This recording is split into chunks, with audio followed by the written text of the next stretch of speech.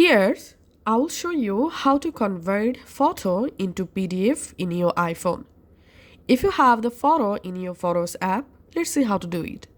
Go to Photos app and open the photo. Tap on Share. Here you have to select Print. Now tap on Share. And here you can see the photo already converted into PDF document. Now it's time to save this PDF. So tap on Save to Files. And in your file, you have to select a folder where you want to export the PDF. If you want to rename the PDF, you can do it from here and tap on Save. Now, to find the PDF, go to your Files app, navigate to the folder,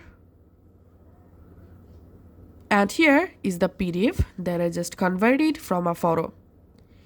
And I'll show you if you have a photos in your Files app. Let's see how to convert it into a PDF. So go to your Files app and search for the photo. Maybe this one. Just tap and hold the photo. Tap on Quick Actions. Here tap on Create PDF. And that's it. Here we can see a PDF created using this photo. So this is how we can actually do it. Thanks for watching.